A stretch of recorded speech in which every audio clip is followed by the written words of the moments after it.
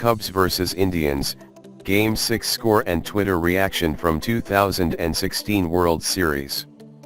Get your 3-1 jokes out of the way now.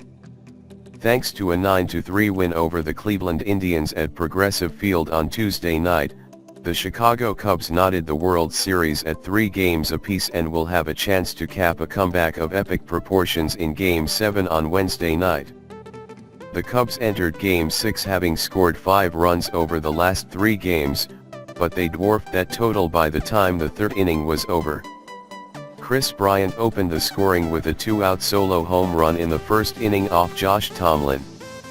That was just the start of an offensive avalanche, as Anthony Rizzo and Ben Zobrist followed Bryant's lead with back-to-back singles, and the Indians came unraveled when Tyler Naquin and Lonnie Chisenhall misplayed a fly ball by Addison Russell that plated both base runners. The New York Post's Joel Sherman broke down Cleveland's first inning collapse.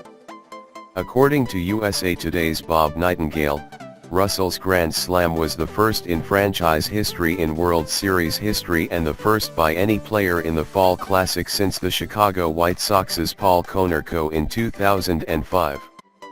Cubs starter Jake Arrieta didn't allow a hit through 3 innings, but the Indians threatened in a big way when the bottom of the 4th rolled around. Mike Napoli singled to score Jason Kipnis, who had led off with a double, and Cleveland proceeded to load the bases with 2 outs.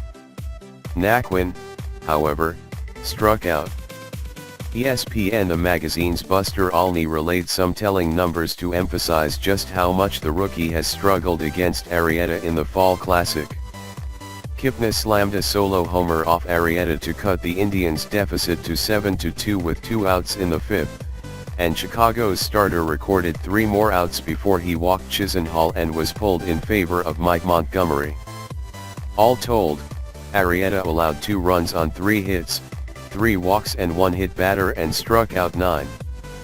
As ESPN Stats and Info noted, that last figure put him near the top of an esteemed list. Aroldis Chapman, who recorded an 8-out save in Game 5, entered with 2 on and 2 out in the 7th. And he induced an inning-ending groundout, beating Francisco Lindor to the bag by a hair, as Fox Sports MLB showed on Twitter. Chapman also pitched a scoreless 8th, and Rizzo tacked on a 2-run shot to right field in the top of the 9th. With 2 straight victories in tow, the Cubs now face the possibility of ending their 108-year championship drought in a Game 7 that will feel somewhat familiar, according to NFL.com's Don Banks. Per MLB.com's Carrie Muscat, a team hasn't come back from 3-1 down and won a World Series on the road since the Pittsburgh Pirates in 1979. But in order to do so, Chicago will need to solve Corey Kluber, who will make his 2nd straight start on 3 days rest in Game 7. In the World Series, Cleveland's ace is 2-0 and has allowed only 1 run on 9 hits, 1 walk and a hit batter while striking out 15 over 12 innings. If Kluber turns in another dominant outing, the Indians will be in line to snap their title drought, which dates to 1948. The Cubs, meanwhile, will counter with Kyle Hendricks.